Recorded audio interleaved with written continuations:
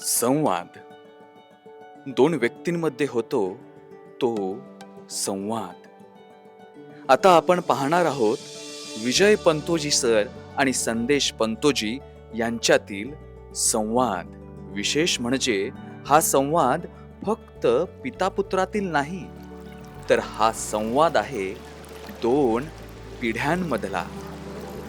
पप्पा जे आजकालच्या पिढीला सगळे एकदम पटकन लागते. सक्सेस, प्रसिद्धी, नाव, पैसा, याबद्दल तुमचं काय मत आहे? समोर ही जी नदी बघतोस ही किती शांत आहे.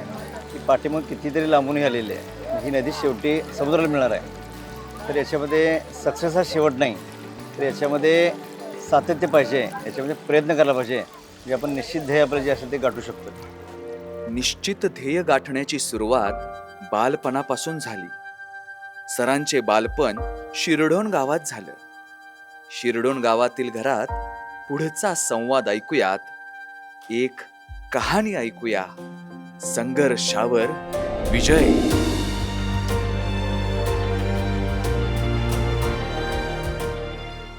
1968ला माझा जन्म झाला. त्यावेळी जुनं घर होतं. आत्ता हे घर 1981ला बांधलंय. जन्म झाला त्यावेळी जुनं घर होतं. 1981ला मी 8वीला होतो, त्यावेळी हे घर बांधलं. खेडेगाव असल्यामुळे सगळे मित्र यायचे, सगळे लोक यायचे. सगळे सुट्टीचा जो आनंद आहे तो वेगळ्या प्रकारचा होता. T V, colour T V आमचा पहिला होता गल्लीमध्ये. त्यामुळं भारत पाकिस्तानवर मॅच असेल तर सगळं गल्ली रात्रभर इथं बघायला असायचं. शेतीमध्ये सगळं धान्य वगैरे पिकत होतं, त्यामुळं बाहेर का विकत घ्यायला लागत नव्हतं, फक्त भाजीपाला घ्यायला लागत होतं. म्हशी वगैरे होत्या, दूध वगैरे मुबलक होतं. माझ्या आजोबा संस्कृतमध्ये हे पंचांग वगैरे बघत होते. गावातले पहिले ते पंचांग बघणारे ज्योतिषी होते. आणि तुम्ही शाळेला तीन कसं जात होतं सगळी? शाळेने चालत माळावरती 2-2.5 किलोमीटरवरती कुमार विद्या मंदिर मराठी शाळा मुलांची होती, तिथं चालत जात होतो. 1ली ते 4थीपर्यंत. 5वी ते 10वीपर्यंत रमजान शेठ बांदार स्कूल, आधी त्याचं न्यू इंग्लिश स्कूल शाळा नाव होतं, तिथं जात होतो. त्यानंतर 11वी-12वी Govindrao high school and junior college कॉमर्सला, FY TYला व्यंकटेश महाविद्यालयामध्ये जात होतो. तिथनं MCOMला सांगलीला जात होतो 2 वर्ष. सांगलीला. आणि इथनं सांगलीला बसनं सगळा प्रवास बसनं. कागलला मग 1 वर्ष B.Ed केलं. तिथं 1992ला B.Ed झालं. लगेच B.Ed झाल्यावर लगेचच मला नोकरी झाली. श्रीमंत गंगामी गर्ल्स हायस्कूल अँड कॉलेजला नोकरी लागली 1992ला. पंतोजी सर वर्गात शिकवताना विद्यार्थिनी मंत्रमुग्ध होऊन शिकत असत. पण आता पंतोजी सर शाळेत कसे होते हे जाणून घेऊया. 1ली ते 4थी इथं माझी शाळा होती. कुमार विद्या मंदिर सोडून हे नवीन कामं केलं. पप्पा मला तर शाळा तर दाखवला तुमची. शाळा तर भारी आहे एकदम. ती आता होती तशीच पहिल्यापासून होती काय? म्हणजे तुम्ही होता त्यावेळी तशीच आहे? नाही, आधी कवलं होते ना, एका मोठ्या पावसामध्ये कवलं सगळं वाऱ्याने उडून गेली. त्यानंतर जिल्हा परिषदेनं हे पत्रे बसवले, शाळेमध्ये फरशा बसवल्या, हे पुढचं कंपाऊंड जे असेल ते कंपाऊंड घेतलं, पोर्च करून घेतलं, भरपूर सुधारणा करून घेतल्या. पूर्वीची शाळा आणि आता शाळेमध्ये जमीन आसमानचा फरक आहे. आता अजून पण धावळा कधी पण रस्त्यातून येत जा कर आपण या रोडनं सारखं म्हणतात ही माझी शाळा. आता जरा बरी आहे. आम्ही किती वर्ष असे चिखलात येत होतो. हे शाळा आणि आमचं घर 2 किलोमीटर अंतर होतं. चालत आम्ही येत होतो. पावसाळ्यामध्ये वगैरे असं छत्री सुद्धा मिळत नव्हती. ते टकोचं जे असेल युरियाच्या पोत्याचं, युरियाचं पोत्याचं असं, त्यामुळं चालत येणे आणि चालत जाणे. ते मालगाव गुरुजी म्हणून होते, आडगाणे गुरुजी म्हणून होते, भरपूर कडक माणसं होती. त्यामुळे त्यांच्या जवळ जाणं किंवा त्यांचं नाव आता काढलं तरी सुद्धा आता भीती वाटते. एवढं कडक शिस्तीचे, प्रामाणिक, निस्वार्थी माणसं तेवढी होती. पूर्वी शिवडोनचं ग्रामदैवत हजरत मुश्किल हसन बाबा दर्गा जो आहे, त्याचा प्रत्येक वर्षी उरूस हिंदू मुस्लिम सगळे लोक जे असतात ते साजरा करतात. ते प्रत्येक वर्षी 1 मेला निकाल लागला हायस्कूलचा आणि कॉलेजचा प्राथमिकचा, तर सुट्टी पडायची. ते डायरेक्ट 15 जूनला वगैरे शाळा चालू व्हायची. त्यामुळं सुट्टीतच यात्रा असल्यामुळं परगावची वगैरे भरपूर लोक यायचे आणि ती यात्रा जी असेल, उरूस जो असेल, तो चांगल्या पद्धतीने साजरा केला जात होता. आता आपण ती बघलो ती 1ली ते 4थी शाळा तुमची आणि ही हायस्कूल. या शाळेबद्दल काय तुमच्या आठवणी येतील का? मी 1978 ते 1984 पर्यंत 5वी ते 10वीपर्यंत शिकत होतो. सर्वात महत्त्वाचं म्हणजे रयत शिक्षण संस्थेची शाळा आहे. यामध्ये कर्मवीर भाऊराव पाटलांचं स्वावलंबी शिक्षण हेच आमचं ब्रीद हे असल्यामुळं प्रत्येक मुलं शेतामध्ये घरामध्ये काम करून ते शिकतात. मल्लिकार्जुन महास्वामी जे होते त्यांचे शिष्य सिद्धेश्वर महाराज आणि मल्लिकार्जुन महाराज यांचं प्रवचन मे महिन्यामध्ये शाळेच्या सुट्टीच्या दिवसामध्ये असायचं.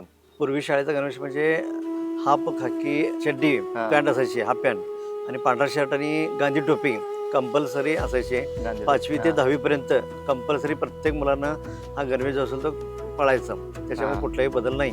मी 9वी-10वीला असताना PD पाटील म्हणून सर होते सांगली जिल्ह्याचे, आणि ते शिकवत असताना सांगायचे की शिक्षकी पेशा एक असा पेशा आहे की ज्याच्यामध्ये भ्रष्टाचार करता येत नाही, कोणाची फसवणूक करता येत नाही. आपण ज्ञानदान केलं तर त्यातनं अनेक पिढ्या तयार होतील. भारत देशामध्ये अनेक प्रकारची चांगली पिढी तयार होईल.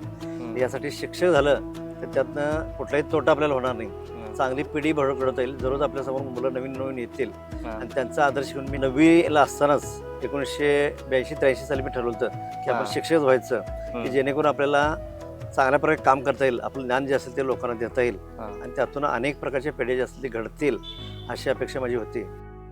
विजय पंतोजी सरांनी 9वीला ठरवलं होतं आपण शिक्षक होऊया. त्यांनी त्यांचे स्वप्न पूर्ण केले व हजारो विद्यार्थिनींच्या स्वप्नांचे व्यवस्थापन केले. शिक्षकी पेशा हा फक्त शाळेपुरता मर्यादित नाही, तर त्यांनी मातीशी नाळ जोडली होती. शेतामध्ये पिकं यायची, शेताकडे जायला लागत होतं, अण्णा जात होते, आजोबा जात होते, आऊ काकू असं जात होते. शेतात बैल वगैरे असायची, ऊस जायचा असायचा, काय काम असेल ते साजेवर जरा जरा करायचं. मग आपण घरात जो भात करतो ते आपल्या शेताला होय, इंद्रायणी ऊस भात असेल तो आपल्या शेतात भात आहे. त्यांनी शेती बिती विकून मस्तपैकी प्लॉट बी तयार केले, त्यांनी ते प्लॉटिंग करून त्यांनी पैसे कमवलेत. मग आपण का असं केलं नाही अजूनपर्यंत? शेती जर का असं प्लॉटिंगवर करायला लागलं तर उद्या प्रत्येक व्यक्तीला अन्न जे असेल ते अन्न खायला मिळणार नाही. बाकी आपण बाहेरनं सगळं विकत आणू शकतोय, परंतु अन्न विकत आणू शकत नाही. त्यासाठी शेतकऱ्यांनी शेती करायला पाहिजे. शेतीमध्ये जे उत्पादन असेल ते चांगल्या प्रकारचं केलं, लोकांना आवडलं तर आपल्या शेतकऱ्याचं जगणं जे असेल ते साय होईल, सुसाय होईल. त्यासाठी शेती पिकवायला पाहिजे, शेतीमध्ये चांगल्या प्रकारचं उत्पादन करायला पाहिजे. मार्केटमध्ये कुठला माल लागेल त्या पद्धतीने जर शेतकऱ्याने जर का उत्पादन केलं तर शेती आपली चांगली होऊ शकेल. भारतातल्या सगळ्या लोकांना उपासमारीची वेळ येणार नाही. भारत माझा देश आहे, सारे भारतीय माझे बांधव आहेत, हे त्यांनी आपल्या विचारातून आणि कृतीतून सिद्ध करून दाखवले.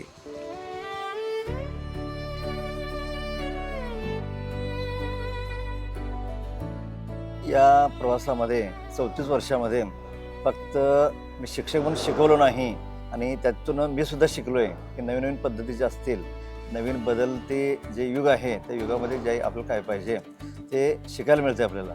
म्हणजे तुम्ही अजून स्टुडंटच आहे? स्टुडंटच आहे. माणूस जो असेल तो शिक्षक जरी असला तर त्याला दररोज अनुभव मिळत असतोय, तो सुद्धा नवीन नवीन गोष्टी शिकत असतोय. शिक्षक हा दरवेळी नवीन गोष्टी शिकत असतो, हे सरांनी अनेक शिक्षकांना प्रेरणा मिळेल अशी शिकवण दिली. शाळेतच नाही तर आपली कुटुंब व्यवस्था कशी असली पाहिजे याचे दर्जेदार उदाहरण म्हणजेच पंतोजी सर आणि त्यांचे कुटुंब. पप्पा, आता घर म्हणजे पहिली शाळा आणि आई वडील म्हणजेच पहिले शिक्षक, तर आम्हाला तुमच्यासारखं कुटुंब जपायला जमल का? जमेल की, जमायला काय अडचण नाही. घर मोठं असून चालणार नाही, की आपलं मन मोठं असेल तर सगळं आपल्याला सांभाळता येईल. वा सर, फक्त घर मोठं असून चालणार नाही, आपलं मन मोठं असेल तर सगळं आपल्याला सांभाळता येईल. खऱ्या अर्थाने नव्या पिढीला दिलेली ही एक ऊर्जाच बनली आहे. जो संवाद 2 पिढ्यांमध्ये सुरू झाला होता तो आता पूर्णत्वाकडे येतोय. एक पिढी रिटायर होतीये आणि दुसरी जबाबदारी स्वीकारतीये. बघूया नक्की काय होतंय. पप्पा, आत्ताच्या युगात कॉम्पिटिशन लय वाढलेलं आहे. प्रत्येक स्टेपला कॉम्पिटिशन हार्ड होत चालले आहे. तर मला कधी कधी थोडी भीती वाटते याची. बरं, भिण्याचं काही कारण नाही. आपण सतत प्रयत्न करत राहिलो तर, कष्ट करत राहिलो तर आपल्याला कुठल्याही प्रकारची अडचण येणार नाही. जीवनात यशस्वी व्हायचं असेल तर प्रामाणिकपणे कष्ट करणं हे फार महत्त्वाचं आहे.